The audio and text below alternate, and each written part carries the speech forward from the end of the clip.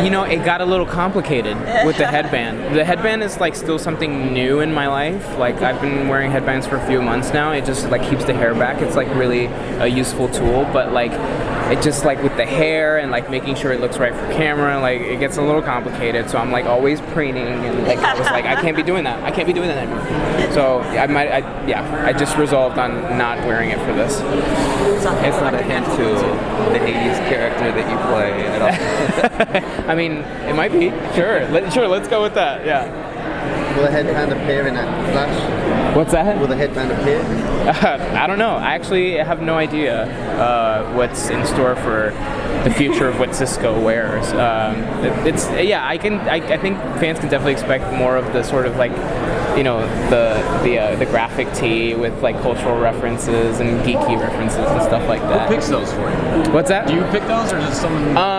It's sort of it's very much a mutual collaborative process. I mean, obviously, like Kate Main, she pulls all the shirts and sort of suggests shirts and suggests like websites and stuff like that. So she definitely suggests designs, but what I love about being a part of the show is that it's so collaborative. She definitely like asks for input, like what do you think about this shirt? Like, do you think this is within the vein of this character? And she understands that because we've lived with these characters and we give these characters life, we understand them best. And so I'm always really happy to be able to provide input. And sometimes I say, hey, I think this would be a really cool idea if we had a shirt like this, or whatever. So yeah, it's cool. Will we see your meta-human side in the next season?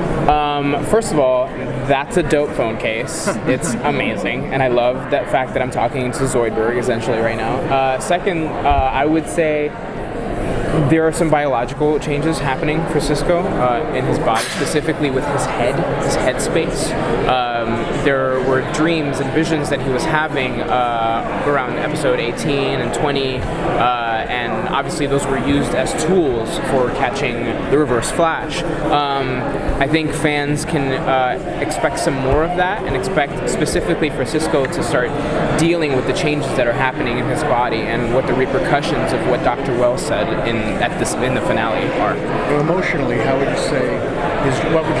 describe his journey as a character, as a person? How would you say sort of the events of season 1 have changed this guy? Well, I think essentially at his heart, Cisco's a little kid, and as having that youthful energy and that youthful spirit about him, I don't know, kind of graces him with a lack of maturity in certain situations.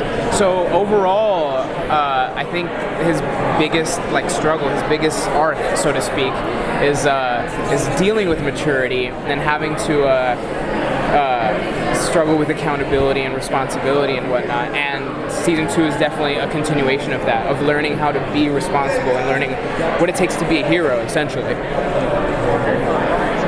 You spoke about the dreams. Yeah.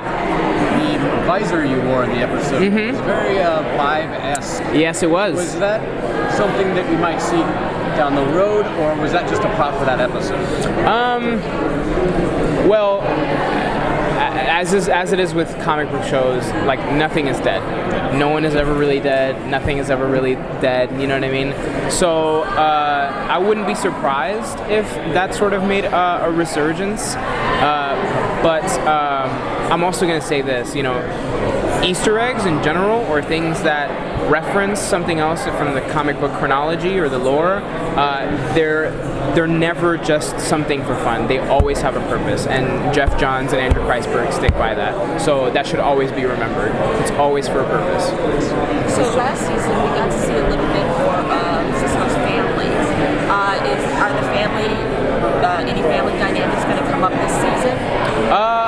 I hope so. I think the family dynamics bring a dimension, a side of Cisco that really it says a lot about who he is foundationally. The foundations of who he is as a person, and so that gives that character life. So I hope they definitely bring back Nick to play Dante. I think that'd be really fun.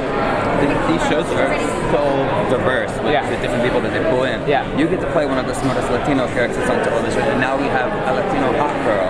How do you feel getting to be a part of this entire movement? I mean, it's kind of like crazy to me that it's such a big deal, because it sort of seems like a no-brainer to me. You know, we live in a very diverse society, and we have all sorts of cultures being represented out there, and we live in a very diverse world, and we're just trying to make a show that reflects the reality that we live in, the world that we live in, and it's a very diverse world, and so it just makes sense to me. You know what I mean? Get going, Carlos.